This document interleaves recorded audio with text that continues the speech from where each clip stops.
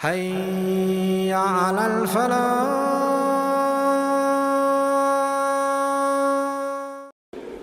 What I want to share with you in these few minutes that I have is a strategy, a plan. I don't want to just present a problem to you. I think we have a really good time talking about problems, but we don't spend enough time talking about serious solutions. We have to not just think in the ideal sense. I don't just want to tell you what used to happen at the time of Umar bin al-Khattab radiyallahu ta'ala anhu, or what happened 8 centuries ago. That's awesome, but what do we do right now? How do we can't just press a button and travel back in time. It's not going to happen. We have to not complain about the reality we live in. We have to understand the reality we live in and make the most of the reality we live in. I'll give you an analogy to express what I'm talking about. There used to be a beautiful garden, huge trees. It was just gorgeous. And one day some people came and burnt the whole thing down. It's gone. It's just completely destroyed. And it's been 20 years that we've been talking about this burnt down garden. If we just spent those 20 years doing what? Doing what?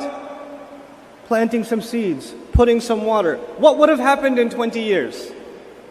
We would have had the garden all over again, right? We would have had it all over again. What have we done? We have made it a habit to talk about the problems of the ummah, and we want the garden to reappear instantaneously. It takes planning, it takes effort, it takes patience, and it takes little growth at a time. It takes small steps at a time to be able to revitalize what was once destroyed. We can't just cry about that garden that once was. We have to replant. We have to rebuild. And really, by the way, if you take a tree from somewhere else and you force it into the ground, is that tree going to survive? No. Why not? What's missing? The roots are not deep, and they're not artificial, and they're not genuine. They're not genuine. So just the smallest storm, and what's going to happen? It'll tip over. We want Islam to become a reality in the world, but we don't just want it to become an artificial reality in the world. We want it to be a sustained reality in the world. Sustainability of all the institutions that we build, all the efforts that we make. Now, a conference like this one, where so many of you have gathered, this is not sustainable. We can only do this once a year, maybe twice a year, maybe. Right? This is not something you can do on a regular basis. But we have to understand that the real thing to build in this generation, in this day and age, the fitna that we face of this, and I'm only talking about one particular fitna, how the ummah overwhelmingly is disconnected from the Quran. That's one fitna I'm talking about, of the many fitnas that we have. If you want to address this problem, the most important thing is investing in people themselves. Investing in people. Some people argue if we had money, we'd be able to do X, Y, Z. If we had government, we'd be able to do X, Y, Z. If we had, infrastructure, or if we had control over the media, if we had this or that or the other. Listen, there are Muslim nations who have a lot of resources. There are Muslim nations who have control over many media outlets, etc., etc. But there's something still missing. And what is missing is people. What's really missing is people. We have to build people. Now, I'll tell you a realistic vision that I have in my head. I don't think it's like a fantasy. I think it's realistic. Honestly, I think it's realistic. If we take a strategic plan of revitalizing Qur'an's education, Islamic education, and actually at the heart of it all, personally, I believe Arabic education. I am a very strong believer in Arabic education for the entire ummah. Okay? And I think Arabic education, by the way, is the most important part of all of this. You know why? What does Arabic do? It connects a population directly with their book, right? Which has many advantages. I'll just talk to you about a couple of them, then I'll talk to you about the 10-year strategy or the thought that I have. Look, if you go to a mechanic and you don't know anything about cars, can the mechanic take advantage of you? Can he say, are you going for an oil change, and he says you need a new transmission, you need a new timing belt, I think you have to replace your engine, etc., etc. Can he do that? He could. And if you don't know anything about cars, you will be taken for a ride. Human beings, when they have, because he has knowledge you don't have. When one group of people has knowledge that other people need, and they hold it to themselves, then there's a tendency that one group will be able to take advantage of another group. Now, if you're not an expert in cars, but at least you have a basic education in cars. You know what a timing belt is, you know what a transmission is, you know where the antifreeze fluid goes, etc., etc. And your mechanic says you need a new engine or you need a new timing belt. You can just take a quick look at it and say, actually, I don't. It's not easy to take advantage of you because you have yourself at least some direct access to authentic information. You with me so far? In the religious realm, this is not limited to Islam, but includes Islam. People get taken advantage of.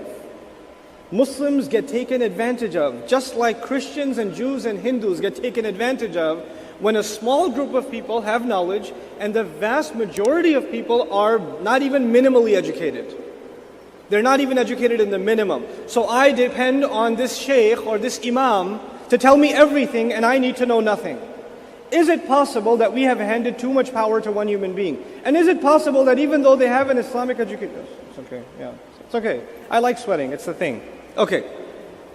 Is it possible that even though they have an Islamic education, that there may be an element of corruption? Is it possible? Absolutely. I can tell you honestly, just because somebody studies Islam, including myself, doesn't mean we're a good person. Those are two different things.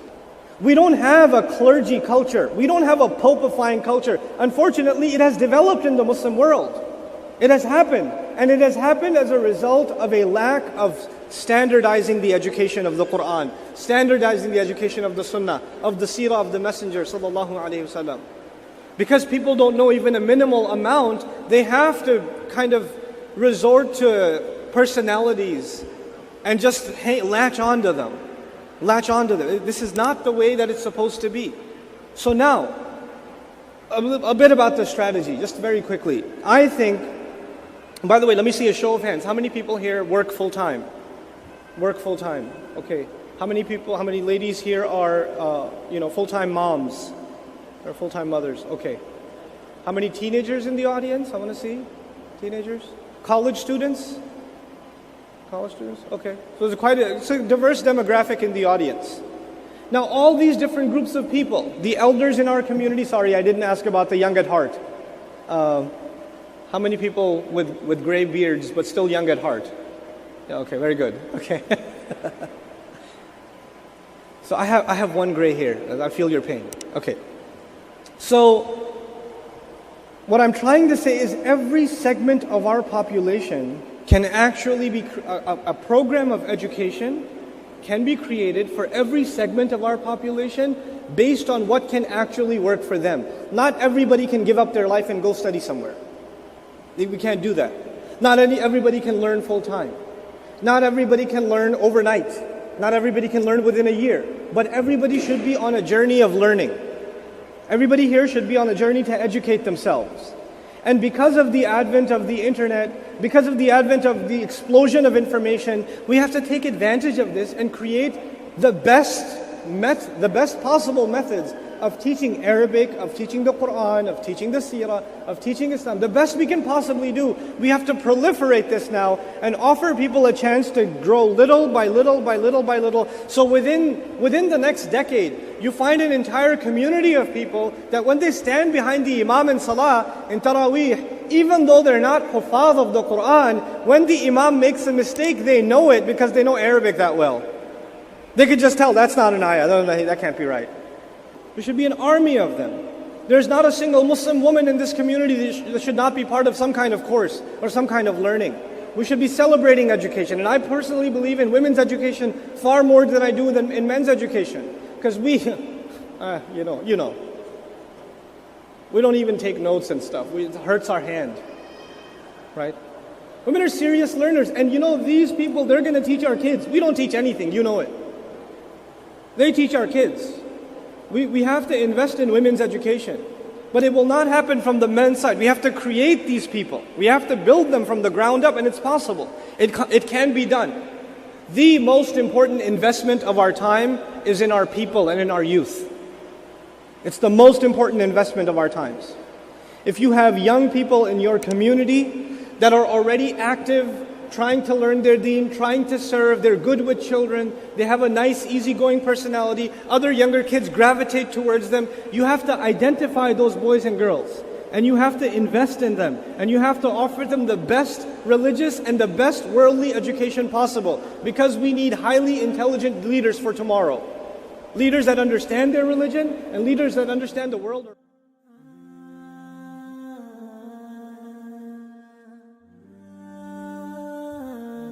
Assalamu alaikum wa rahmatullah. If you enjoyed this video, please do share it with friends and family.